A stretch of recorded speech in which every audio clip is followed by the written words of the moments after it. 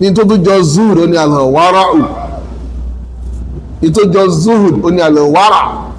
ìní àṣàjẹ. Mùsùlùmí gbogbo nǹkan kọ́ ni jíjẹ, gbogbo nǹkan kọ́ ni lílò, gbogbo tó bá ti níyè méjì nú ó fi ilẹ̀, ó kú níbẹ̀. Ó ní wa man ittaqa shubuhati faqad istabra li dinihi wa irdihi. Alábìíní sallallahu alayhi wa sallam, ẹni tó bá yàgò fáwọn in tó ń rújú pé sí halali ní sí haramu ni, Ànábì sallallahu alayhi wa sallam olóńtọ̀ ti dáàbò bo ẹ̀sìn àtọmọnìyàn rẹ̀. Kúlọ̀ kú ṣàánú wa, tó jẹ́ ká múlẹ̀ ayé níwọ̀nba. Àwọn tá lówó lọ́wọ́ ẹ má fowó yín ṣe yànga fáwọn tí ò ní, kó lówó mọ́wẹ́ tí ò lówó lọ́wọ́ pé ẹ̀yin náà lọ wá ṣẹ́ṣe, ẹ̀yin náà má yọ̀lẹ́. Àbàwọn olówó kan wọ́n máa ń fojú ọ̀lẹ láti máa ń wo àwọn èèyàn tó kù ní. Àwọn olówó kan nìyẹn, a máa ń fojú ọ̀lẹ wo àwọn èèyàn tó kù pé àwọn eléyìí ọ̀lẹ ni wọ́n. Àwọn àgbà yìí pé tó pàwọn èèyàn sọ̀lẹ láwọn fi kí ni o, láwọn fi lówó lọ́wọ́. Ẹ wo orí yẹn, rọ́yùn kọ́bí, orí tí ò bá lọ ni. Àánú Ọlọ́run ọba la fi máa ń lówó. Yálà èèyàn yọ̀lẹ́ o àbí ò yọ̀lẹ́ o, àánú Ọlọ́run ọba ni. Ìwà ṣiṣẹ́ kàn máa ń jẹ́ sábàbí nígbà míì ni, ìmọ̀ ṣiṣẹ́ máa ń jẹ́ sábàbí ni. Wallahi èèyàn máa jí báyìí, yóò jí báyìí pé yóò kàn bára rẹ̀ nínú owó ni. Àwọn ọmọ ọba Saudi ní ìsẹ́ àníkẹ́ lọ sí iṣẹ́ ìwé làwọn yóò ṣe. Iṣẹ́ ìwé ọmọ ọba Saudi ó ṣe, tó bá lọ ṣiṣẹ́ kan ó nẹjú lọ ni, àwọn jí bówó ni, wọ́n lajú báyìí wọ́n ń bówó nílé ni. So asbabu rizq, sábàbí tá a fi lè dọlọ́lá pọ̀ jáǹtirẹrẹ, bó bá sì ṣe wu Ọlọ́run ọba Jalla subhana ló lè fi taari ẹ̀ sí wa. Ìkánú àwọn sábàbí yẹn wá ní iṣẹ́ tá a máa ń ṣe, ìkánú sábàbí ni. Ló jẹ́ pé kìí ṣe gbogbo ẹni tó ń ṣiṣẹ́ ló máa ń lówó lọ́wọ́, kìí ṣe gbogbo ẹni tó ń ṣiṣẹ́ ló ń di olówó. Ọ̀nà pé àwọn kọ́sìsì kan bẹ tí ẹ̀rọ bá kà ní yunifásitì èyí ò gbọ́dọ̀ mọ́ di olówó, wallahi irọ́ ni. Because yóò wà lucrative, ó kọ̀ọ̀kan mú kí ni o, medicine. Nítorí wọn fi lè lọ ka medicine èèyàn máa di olówó, irọ́ ni. Àìmọye medical doctor sì ní solówó, wọ́n dá hospital lẹ̀, wọ́n dá gbálẹ̀, wọ́n sì gbé èso lówó. Àti tó bá tó jẹ́ engineer, èèyàn jẹ́ lawyer, èèyàn jẹ́ accountant, wallahi tọ́lọ̀ bá léyìn ó là ní Jalla subhana. So tá a bá ń ṣiṣẹ́, tá a bá ń kàwé, tá a bá ń kọ́ṣẹ́, a máa tọrọ lọ́wọ́ Ọlọ́run, a máa bí Ọlọ́run pé kọ́lọ̀ kó bless iṣẹ́ wa ni. Ẹ bá gbára léṣẹ́ yín, ẹ bá gbára léṣẹ́ yín, ẹ bá sọ pé iṣẹ́ yẹn, iṣẹ́ tí mo ṣe bí gbọ́dọ̀ lọ́wọ́ tó gbà ní sọ́lẹ̀, aago kan máa ti jí, aago kan mo ti lọ bí iṣẹ́, wallahi rárá, wọ́n sọ bẹ́ẹ̀. Tó bá wá rí bẹ́ẹ̀, mọ́ wo àwọn tí ò tí ì lówó lọ́wọ́, mọ́ wò wọ́n pé ọ̀lẹ ni wọ́n. Mọ́ wò wọ́n bẹ́ẹ̀ o. Torí mélòó ẹni tó bá sọ pé ọ̀lẹ ni, kò fẹ́ kàn ṣe, ó máa ń sùn ni, ó sì padà di olówó lọ́la. Mélòó wọn lè fẹ́ kà mẹ́. Torí pé Ọlọ́run bá wa Jalla subhana, olóòmọ ń rọ̀yàn lọ́rọ̀, yarzuqu man yasha'u bighayri hisabi. Yóò rọ ẹni tó bá fẹ́ rọ̀ lọ́rọ̀, yóò rọ̀ ọ́ lọ́rọ̀ láì ní gbèdéke. Abílùwà wa kó rọ̀ wá lọ́rọ̀. Suratu Yunus, aya 24. Olúwa wa Jalla subhana, wọ́n ní innama masalul hayati dunya. Olúwa wá ní àpèjúwe ilé ayé tá a wà yìí, kama in anzalnahu minas sama, ó dàbí bí omi òjò tá a sọ̀kalẹ̀ látojú sánmà ni. Fakhtalata bihi nabatul ard, omi yẹn ó wá dàpọ̀ pẹ̀lú àwọn irúgbìn tó ń bẹ lórílẹ̀. Mimma yakulu nasu wal an'am, àwọn irúgbìn táwọn èèyàn máa ń jẹ níbẹ̀ àbí àwọn dáàbà hatta idha akhadhatil ardu zukhrufaha lẹ́yìn pé nígbà tí ilẹ̀ wá gbọ́ omi sára ó gbà á sára débi pé bàtàwọn irúgbìn yẹn wá jáde dáadáa wọ́n jáde lọ́yìn ní tó sojú lọ́yìn wa zayyanat wọ́n jáde ní tí wọ́n ní ọ̀ṣọ́ àwọn àgbàdo jáde wọ́n ṣe bọ̀rọ̀gọ̀dọ̀ àwọn mílẹ̀tì jáde wọ́n ṣe hẹ̀rìmà ewé ẹ̀gẹ́ tẹ́ lọ gbogbo ẹ̀ lọ inú àgbẹ̀ wá ń dùn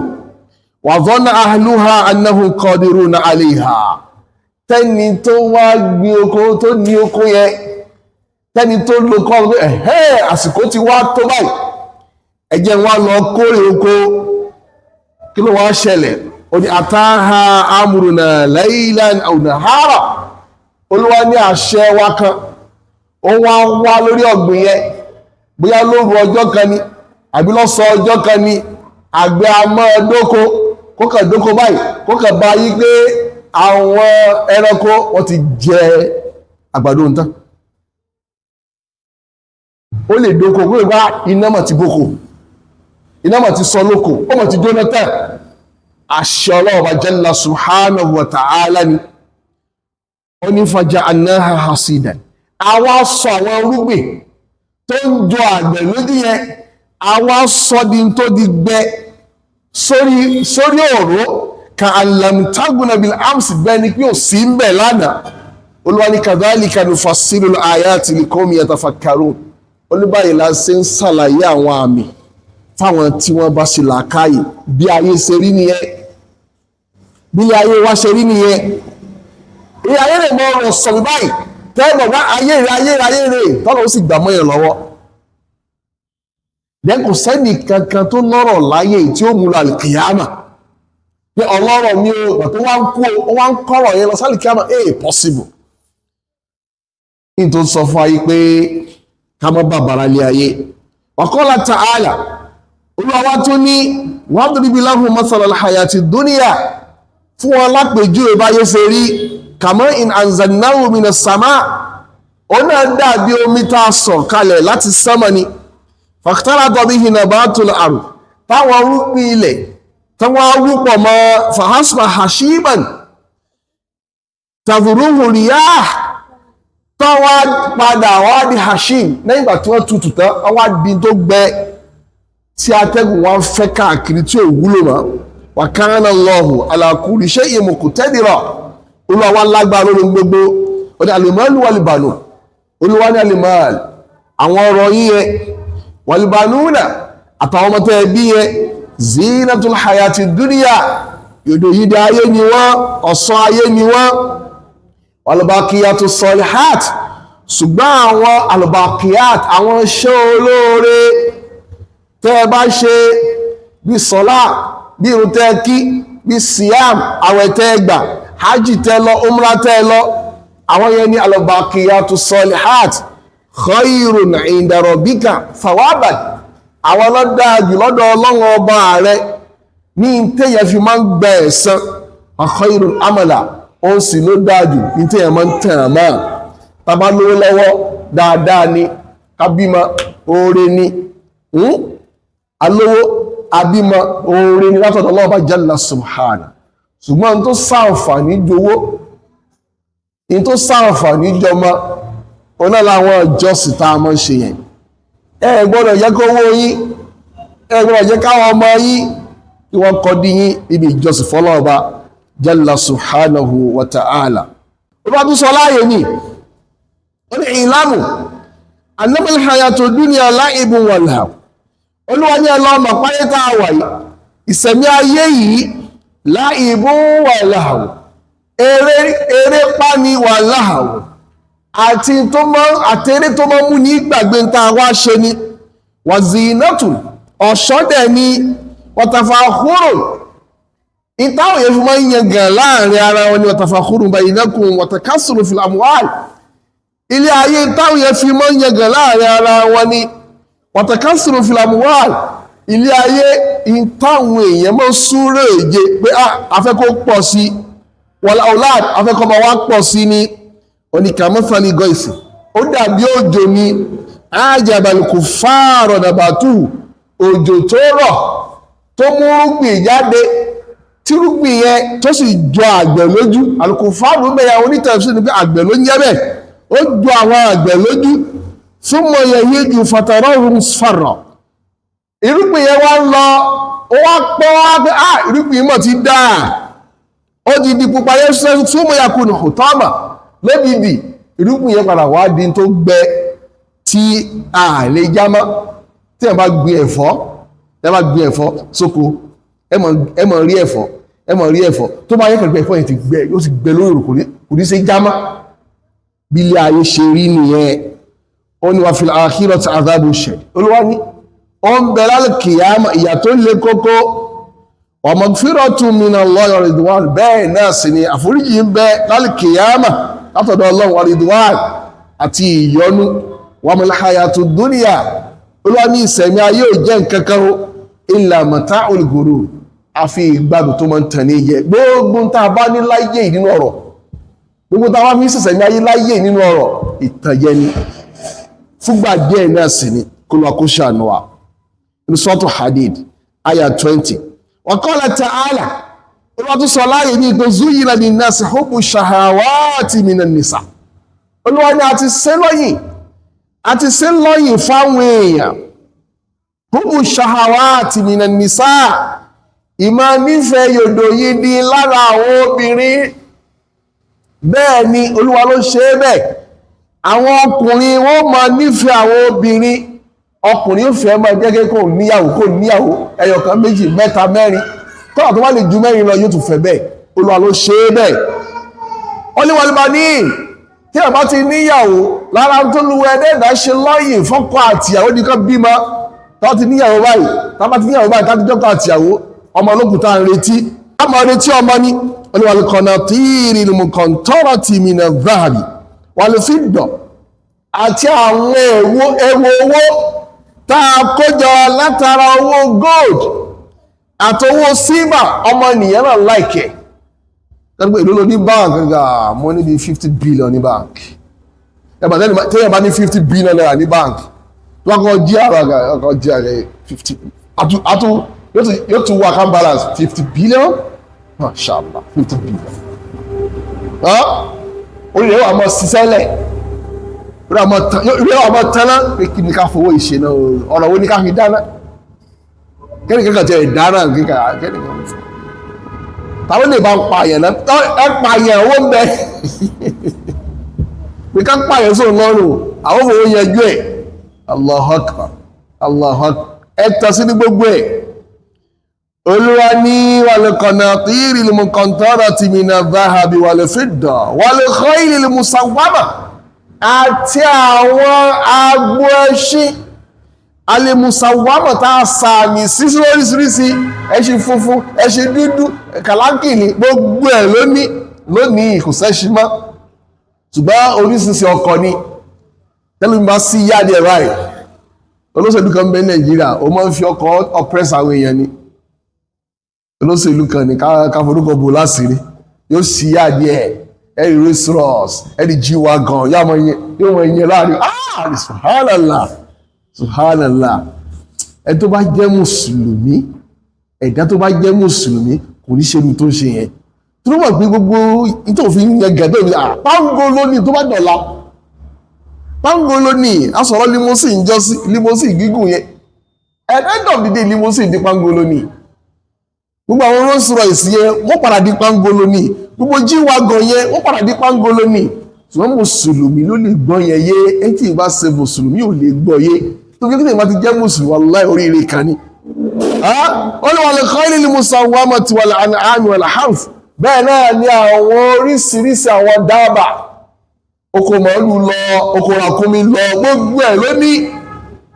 wal harth ká mọ̀ wá sọ àwọn oko oríṣiríṣi ó ṣe ní oko rèké lórúkọ oko bì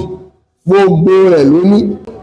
kí ló lọ́dẹ́ wọn ní dhalika mata'ul hayati dunya gbogbo tá a kàkálẹ̀ yẹn ìgbádùn ayé lásánlásán ni ayé ni gbogbo rẹ̀ mọ́ kò ré kọjá lọ sálùkìyàmà dhalika mata'ul hayati dunya ìgbádùn ayé lásán lásán ní gbogbo rẹ̀ ìgbádùn ayé lásán lásán ní gbogbo rẹ̀ ó ní wallahu indahu husnul ma'ab wallahu indahu husnul ma'ab ọ̀dọ̀ Ọlọ́run ọba ní ìpadàbọ̀ sí tó dá ọ̀dọ̀ rẹ̀ ló wà ọ̀dọ̀ Ọlọ́run ọba lóore tó ga jùlọ ló wà ìyẹn náà àlìjẹ́nà abúlé wa kó sí wá ní ọmọ àlìjẹ́nà ìyẹn jẹ́ àyà mi tó lọ́wọ́ jalla subhanahu tó ti pè àṣà kéèsì nípa pé ká mú ayé ká mú níwọ̀nba láàrin mi lọ ní ayọ̀ an-nas ọlọ́dún pẹ̀lú ọmọ èdè ènìyàn inna wa'da Allahi haqq dájúdájú àdé Ọlọ́run ọba òdodo ní onífàlá taghurrannakumul hayatud dunya Olúwa ní ẹ má jẹ́ kí ìsẹ̀mí ayé kó tàn yín jẹ wala yaghurrannakum billahil gharur ẹ sì má jẹ́ kí shaitan al-gharur shaitan tó máa ń tani jẹ ni ẹ má jẹ́ kó tàn yín jẹ Olúwa kọ́kọ́ ní fàlá taghurrannakumul hayatud dunya ẹ má jẹ́ kí ilé ayé gangan fúnra lára rẹ̀ kó tàn yín jẹ wala yaghurrannakum billahil gharur ẹ sì má jẹ́ kí shaitan atanijẹ nì ẹ má jẹ́ kó tàn yín jẹ ajẹ́ pé nínú tó burú jù tó lè tàn yàn jẹ láyé ọ̀nà ní shaitan wà àwọn afọ́ ní tafsir àwọn afọ́ ní usul wọ́n sọ yí pé wala yaghurrannakum billahil gharur tó ló wá sọ yẹn wọ́n ní dhikrul khas ba'da al-'am ni Olúwa yọ khas jáde nínú àmù ni torí pé nínú in tó ń tàn yàn jẹ láyé ọ̀nà ní shaitan wà ajẹ́ pé in tó burú jù tó lè tàn yàn jẹ láyé òní shaitan kó lọ mọ́jẹ kó tàn wá jẹ shaitan ló mọ̀ tàn yàn jẹ yóò mọ̀ tàn yàn jẹ pé mọ̀ sí lọ tí yóò fi wọ̀ná wọ́n ní wala yaghurrannakum billahil gharur wala yaghurrannakum billahil gharur láyé ní Olúwa wá ní alhaakumut takathur Olúwa ní alhaakumut takathur àtàkáfùrù afẹ́kó pọ̀ sí owó wa ọmọ wa ilé wa ọgbà oko wa àwọn ọkọ̀ wa àtàkáfùrù nìyẹn pé afẹ́kó pọ̀ sí alhaakum ìfẹ́ pé kó pọ̀ sí alhaakumu ó wá jẹ́ kẹ́ gbàgbéra ó yẹ kẹ́ gbàgbé kílẹ̀ wá ṣe láyé owó fẹ́ pọ̀ sí fẹ́ kó omi pọ̀ sí kò kírun mọ́ ó fẹ́ kó omi pọ̀ sí kò rí tọ́lọ́run ọba mọ́ kò rí rò mọ́ alhakumut takathur Olúwa ní ìmọ̀ wá ọ̀pọ̀ sí láyé ó jẹ́ gbàgbé ojúṣe yín hatta zurtumul maqabir ibi tó wá ń lé ayé kiri yẹn orí rẹ̀ lẹ́ máa wà kó pọ̀ sí orí rẹ̀ lẹ́ máa wà títí tẹ́ fi bára inú sàárè èyàn kan bá dẹ̀ gbọ́ ẹgbẹ́ mọ́ wà inú sàárè nìyẹn nítorí sákàkiri náà ni gbọ́ inú sàárè ní ó ti bára rẹ̀ ó ní kalla sawfa ta'lamun Olúwa ní láìpẹ́ ẹ̀ ń bọ̀ wá mà thumma kalla sawfa ta'lamun àníṣẹ́ láìpẹ́ ẹ̀ ń bọ̀ wá mà kalla law ta'lamuna ilmal yaqin Olúwa ní tó bá ṣe pé ẹ̀mí mọ̀ òdodo ni tó bá ṣe pé yé yín ni ẹ bá mọ̀ pé ẹ ń bọ̀ wá mọ̀